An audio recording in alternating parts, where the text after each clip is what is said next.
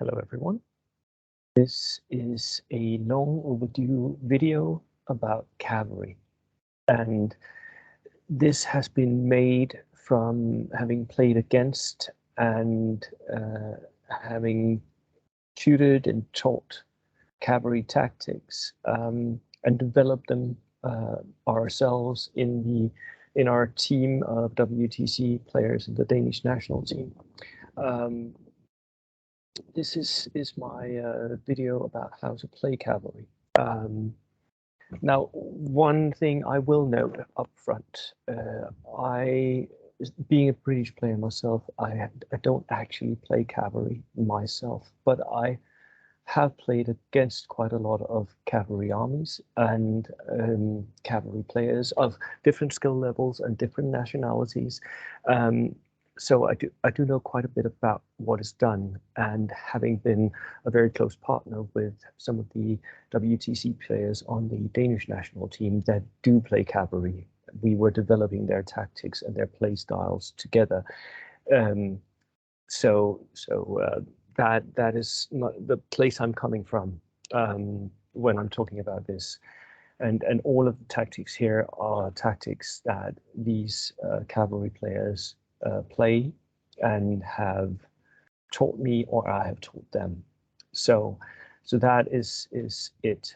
I also say play styles wise, if you're going to go cavalry, you're not caring about theme very much. You are going to go and be a competitive player, because cavalry in World War II, not really a thing. Gone are the days of Napoleon's heavy cuirassiers charging the lines of Waterloo. The machine guns simply made that impractical in World War II. Yes, I know that there were cavalry charges, and especially if you go into the periphery of the main battle areas, into Asia, into Africa, you did see cavalry be used, but mostly for transport. So the cavalry armies of bold action are not actually thematical. They're not historical as such. They're just there for fun and giggles, and you have to accept that. You also have to accept that they are not, as I said before, the cuirassiers of Napoleon. They are not heavy cavalry that can charge and charge and charge and charge and simply wipe out everything that they touch. They will get killed by ambushes and by machine gun fire. So that you have to play in a different and very conservative style. You can't just throw them up into the center and then just charge everything at once. That doesn't really work with any army in bold action, and especially not with cavalry, because it's expensive. So all that said, let me show you what I think. So here we go. So cavalry tactics are bold action, and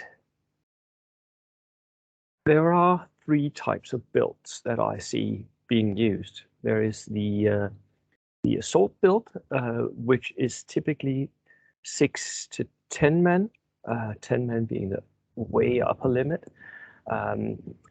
Usually it will be 6 to 8, but you can see 10-man units sometimes. This is typically done with cavalry that have some kind of close combat rules in addition to the tough fighter that they get for being on horseback. So Polish lancers or Japanese Manchukuo cavalry, or what are they called?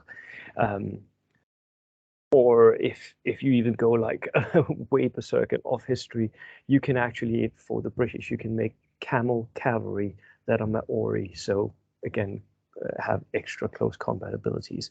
Not historical. Don't do this. You should not be that type of person, but you could. But you need that. You need those extra rules, and you can even go assault cavalry with Germans. The SS can have fanatics in addition to their forces. So you can do quite a lot of things with assault cavalry. What I also think you'll need is some decent offensive capabilities. So the lancers for the Poles is very, very good. And one of the only ways that you can do this really effectively and really competitively because they get double attacks. So double attacks plus tough fighter, really strong. Although they should not charge Japanese fanatics, especially not veterans. Right. So that is the assault cavalry build. Typically, you'll also see that being regulars or 50% of the time veterans, because veterans are that much better in close combat, right? Because they're more survivable. Then you have the contesting cavalry, which is typically minimum sized units, which is a small unit of men, regular, if you can. You don't want these to be veterans if you can avoid it. You mount them on horses and you stick them behind something that's line of sight blocking, and then you contest objectives and what have you, right? So they are basically a more expensive type of minimalized unit, as cheap as possible, and I wouldn't recommend doing that with Polish lancers. And the final type you have is skirmish cavalry, which you can see from the smallest size being 1 man, I'll get back to that, and up to around 6 men. You'll typically not see skirmish cavalry above 6 men, unless they have a dual role as assault cavalry as well. Skirmish cavalry typically have some sort of rule that benefits that. For instance, look at the Mongolian cavalry for the Russians. So they can fire their carbines as if they were rifles from horseback, right, or something. They have 18 inches shots, so they're pretty good. Like they can both move and shoot, which is unusual. But you can also see this with other types of cavalry, and especially if you can mount a single lieutenant on a horse, then he takes his pistol and he becomes skirmish cavalry. And I'll get back to what tactics you can use for that, because they are really good and very, very interesting. So those are the 3 cavalry belts that you can see and typically do see. The advantages of cavalry is that cavalry is infantry. I'm sorry to everyone who wants this to not work. That is how the rules are written. And infantry gets cover if there is any cover. You don't need to cover 50% of the horse with cover. If there is any cover at all, they get cover, which means that you can stick your cavalry behind a very small hedge or a wall or something, and most of the model can be completely exposed, but you'll get cover when the enemy shoots at you. That is a huge advantage. So cavalry, even though they are quite big models, don't suffer anything for that. And you should point this out to your opponent when you start playing. Don't do it in the middle of the game. Then it's no fun for the opponent to discover that, well, it's only 50% of vehicles that count as being in cover. For units of infantry, it's completely different. They also get tough fighter when they're on horseback, although some units can't really take advantage of this. For instance, Romanian cavalry, I think, can't really charge on horseback. And that tough fighter ability is quite handy for something where you actually, you basically want it to be a better type of assault cavalry quite often, or assaulters, right? You're building assault cavalry, so for that, it's really useful. For the other types of cavalry, it's not that useful. Maybe for the skirmish cavalry, because they might assault at some point, but for contesting cavalry, not so much. It's also quite available. Many armies can take some type of cavalry. Of course, it was mostly used early war, but that doesn't really matter for us and when we're playing competitive bolt action. So cavalry is one of those options that you can have that can slightly unsettle your opponent. So available to most major nations anyway, and quite a few minor ones as well. With the horse, you get a lot of reach, so your the threat range of your unit becomes far greater.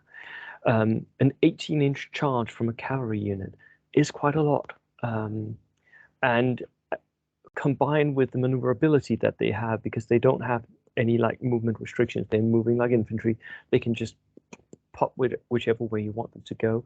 That makes them really, really maneuverable on the board. And if you want to win the maneuver war, cavalry is a way to go. They also have quite a large footprint, which means that you can stretch out your unit quite a large amount of space to take up.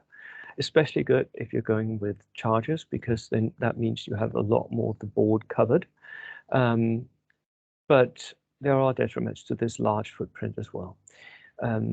But let me just, one thing that is a bonus is when you're placing down HE templates, you'll typically find that cavalry can be quite hard to maximize how many you hit at any one point. If you're stringing them out a bit, you'll maybe get 2 horses and that's it, because they have that large base.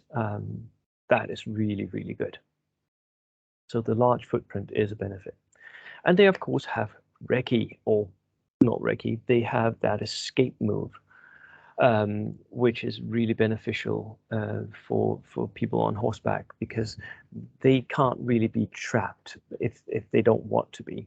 Yes, the escape move is only 9 inches, but those 9 inches can go through terrain, can bring them into hard cover quite easily. So quite often you'll see people stick their cavalry close to some very hard cover, because if they're shot at, they'll recce into that. Detriments, disadvantages. They are expensive. The horses do add up to the cost of the units, and most of these units have very limited shooting capabilities because their rifles become pistols, and you don't really want to be that close to the enemy anyhow, unless you're going to charge them, or you're very certain that you can charge them, right? They also have very limited anti-tank options. You can't take a Panzerfaust on a horseback and shoot it. So you're going to have to get off your horse in order to shoot Panzerfausts. If you don't bring Panzerfaust, there are some, very few units, who can take anti-tank grenades. Is it worth it? Maybe for very large units, but otherwise, no. And they can't go into buildings, so enemies are quite safe in buildings because they can't even charge a building. They have to get off their horses, which is no fun because they can't really get on them again. And finally, cavalry cannot go down for that bonus. So they're trading down for the escape move, the recce move, which is a good trade. It means that you're very maneuverable, but it also means that after you've been shot at, after you've recce'd, when they shoot at you again, you will just stand there and take it. So there is that. Now, how do you play assault cavalry? First things first, there are only a few nations that do it really well. The Polish, Japan, and Germany comes to mind. And I think the Germans maybe should be left out of this because they are too expensive, because fanatics is very pricey for the Germans. If you can have Japanese cavalry, it's absolutely the best, because they are fanatics. They will stay in close combat, and fanatic tough fighter, that combo is really awesome. However, the Polish, as of right now, do take the main spot as the #1 nation that can do assault cavalry with their lancers. Don't ever take Polish cavalry if you're not taking lancers. There's no reason to do so. They are very, very expensive, but they have that reach which other assault units do not, and they can still take advantage of cover. So if you're good and a very competitive player, not caring that much about historical formations, you will do the daisy chaining, where you string out your units out of hard cover. That is the tactics I call snaking cover. You make a long snake of your unit, and you make sure that 50% or more is behind hard cover, and then the rest snake up towards the enemy. That will mean that you have a huge range to assault, but you'll still be in hard cover. And especially because when you're shooting defensive fire, for instance, you will shoot at where the unit starts from. So quite often you'll be at long range and in hard cover, so the enemy will need 6s to hit. So that is the snaking cover. Typically that will force the opponent to go on ambush, which is perfectly fine because that means that he can't do anything else, right? The second tactics is the last order dice rush, which you'll see quite often being used. If the assault cavalry player gets 2 or 3 order dice at the end, they will move up their cavalry from their safe positions in their own deployment zone, or maybe even a bit into the mid-table. They will shift up and be ready, because next turn they will charge. That is the last order dice rush. They will be safe that turn moving up if the enemy is not on ambush, all of them, which you should be against cavalry most of the time. And then next turn, they can bet on getting the first order dice. This is a bit of a risk doing that, but it is the one way that you can bring your cavalry up and into the charge. There's also the tactics of overwhelming and then bouncing. When cavalry assaults, they should be assaulting stuff that they can be pretty sure that they will kill. And I'll see this being used again and again. So cavalry units of 6 men will, for instance, assault a small team, or like an artillery position, or something that's really easy to kill. What happens then is that they'll use that victory in close combat to bounce into a new position where they're ready to go next time, because unlike infantry, they bounce 2d6, so they have quite a lot of movement potential in that bounce. So good cavalry players will use that, bouncing their cavalry forward into the next unit that they want to kill. There's also tactics of going for the soft-skinned and open-topped vehicles. Now, many people forget this, and good players forget this, but any damage at all to a soft-skinned or an open-topped vehicle will instantly kill it. Even if it's a tank, it doesn't matter. If it's open-topped, if it's soft-skinned, it dies to the assault. And if you have 6 men, you have a +3, you're pretty likely to do that damage, right? So what I will often see is that cavalry will quite happily charge vehicles.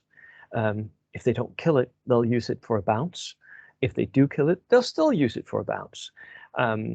If there was any people being transported in it, that's even better, because then they'll kill the people in the transport, and then they'll bounce close to the transport and kill the transport. Perfect. So they've killed 2 units in one go. So when you're playing against assault cavalry, your soft-skinned vehicles and open-top vehicles are really, really threatened. Keep them back, keep them safe. Otherwise, they will be charged from 18 inches. The final tactics that I'll see assault cavalry use is the backline sweep. The backline sweep is when you have cavalry units that are sort of sneaking their way up, typically along the flanks. And then in turn 3-4, they will make a move into the enemy's deployment zone. Typically that happens when the enemy is pinned down or doing something else, or if they have the last of the dice of a turn. They'll sweep down into the enemy's deployment zone, and then they'll just charge 1 unit at a time down the whole length of the deployment zone, killing as much as possible as they go. What this does is that it panics the opposing side, because the opposing side realizes that they are starting losing order dice, and they can't stop the enemy cavalry. Yes, the enemy cavalry will lose men as well as they go, and ultimately they will pretty likely be dead. That doesn't matter, as long as they occupy the opponent and make them panic, make them shift focus from what is really winning the game, what the rest of their army is doing. So you can actually see armies that have only like 1 or 2 cavalry units, assault cavalry units, that push them up into the enemy's deployment zone and then spread out or do the backline sweep. Right? That is a really good way to defeat your opponent because they start panicking. Then we have the contesting cavalry. This can actually be done by assault cavalry as well, although the assault cavalry is of course geared to do the other thing. Contesting cavalry, though, cannot really do the assault cavalry maneuvers that well. It's available to very many nations, even nations where the cavalry can't charge can take contest cavalry. It's still a bit expensive, but it is survivable, especially maybe on certain tables where there is a lot of line of sight blocking. That is where it lives well. So the tactics is, apparently they can duck. Linear obstacles. Have them behind a linear obstacle. Especially hard cover is good for this. So stone fences. And just let the enemy shoot at them. If there are many shots coming, you can always move behind some line of sight blocking cover. If there is only one shot, then you have hard cover. Take it. So you'll see that being done quite a lot. They can apparently duck on horseback. The other thing is that you want to be on turn 5, you want to be 18 inches from what you want to contest, whether it's the enemy's sector or it's their objectives. On turn 5, you want to have moved up and be in cover 18 inches from that objective. Preferably, you want to be 17 inches behind some line of sight blocking cover. So you have 1 inch to move to the side and then 17 inches and then onto the objective. Because that is how you win. That's how you contest, right? You move out and then pump up. And the recce dance, we've already talked about this. You're basically, the concept is that when the enemy shoots at you, you recce. Now, the recce dance is even better because what you do is at the end of your turn, you move out your cavalry. If there's nothing that's threatening, you move them out. And then you, as soon as the next turn comes, the enemy shoots at you. What do? You recce back. Now the enemy has wasted a unit of shots shooting at cavalry that just moved away. That is brilliant because what does this contest cavalry do until turn 5? Nothing. So it does the recce dance. It moves out, gets shot at, moves back, moves out, gets shot at, moves back. The only thing that the enemy can do against this is go on ambush. Then they will sit on ambush, but then you have other stuff, hopefully, that can start shooting at the ambushes, which will be bad for them. So you do this when you have like mortars that want to shoot at that units, and then you move out your horses, they go on ambush, you start shooting with the mortars, they stop being on ambush, and you can do the recce dance. Right? So that's the recce dance. Final one, skirmishes. Only a few nations can do this well. Poland and the Soviet Union, and the Soviet Union does it better than anyone else. There are nations that can do it, like the Brits and the Germans, they can do this as well. Poland can do it because they can mount their officers on horses. I seem to recall there are other nations that can do this as well, maybe Hungary or Bulgaria, Romania, can't remember. Anyways, what you do is you mount an officer on a horse. That officer is suddenly a skirmish cavalry unit because he has a pistol. The Soviet Union does it even better because they have Mongolian cavalry. They even have regular cavalry units that does this. They're expensive, but they're so much fun. And they're sort of a cross between the last two, right? But not limited to that recce dance. So, although they can do most of the tactics of the other two types here. They can do the recce dance, they can do the contesting, they can do the charging sometimes as well. But they have a few tricks up their sleeves that are uniquely skirmish cavalry as well.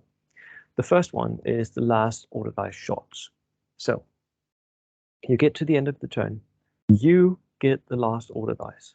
You're waiting with your cavalry. They are sitting behind line of sight blocking cover. Then they move out 9 inches, and then they shoot. This is especially good with Mongolian cavalry for the USSR because they can shoot further. So you get the shots. Next turn comes along. What do you do when the enemy responds? You recce back, right? So you're basically safe. They become a small armored car in essence, right? They can do that last order dice, shuffle up, shoot, do something else, right? So that is really good. And now comes two tactics that are maybe a bit hard to explain, but when they work, they really, really, really work. And you can frustrate an enemy no end and make them rage quit. So this is maybe a professional play. This is not something that you should be using against a beginner. This is something you should be using against someone who knows about cavalry. Okay, the first one is called herding tanks. Now, what is the problem with many tanks? Well, the problem is that they, especially maybe the Darker Steward, are so deadly, and they are very difficult to kill with infantry unless you have dedicated anti-tank weapons, Panzerfausts. What you can do with cavalry is you can surround the tank. You move your cavalry up and you place them 1 inch from the tank, more or less surrounding it. What can the tank now do? Well, it can tank shock you. Okay. If it does that, you move out of the way. If it doesn't tank shock you, then it can't move because it can't turn, because then it will be within 1 inch of your unit. Can't do that. It can't move forward because it can't move through your unit. It can shoot you. What happens if it shoots? Well, you move your stuff behind it or behind that hard cover on the side, where suddenly it's only the turret that can move and shoot you. The hull can't. So it becomes really difficult for that tank to do anything.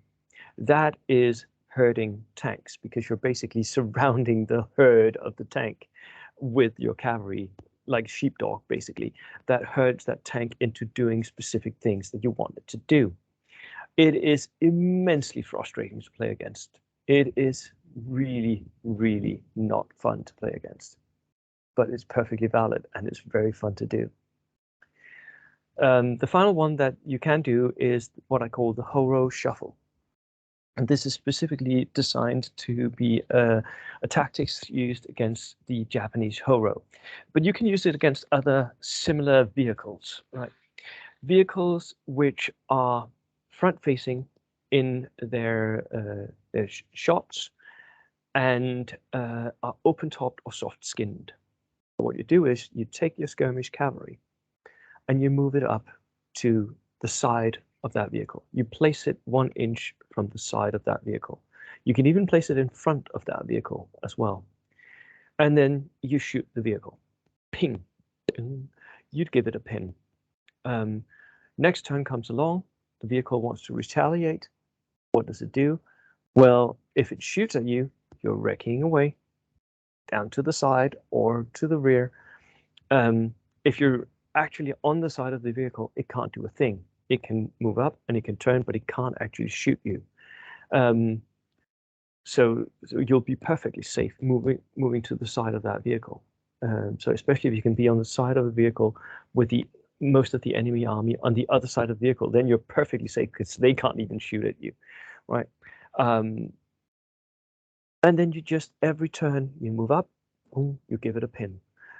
Sooner or later, that Horo, that assault gun, that whatever it is, will fail an order test and will do nothing. That is a brilliant way of using a lieutenant or a skirmish cavalry unit. You're simply taking that heavy howitzer, the Horo, or whatever it is, out of the game using your cavalry, just giving it pins. Really, really fun. Not fun to be the opposing player.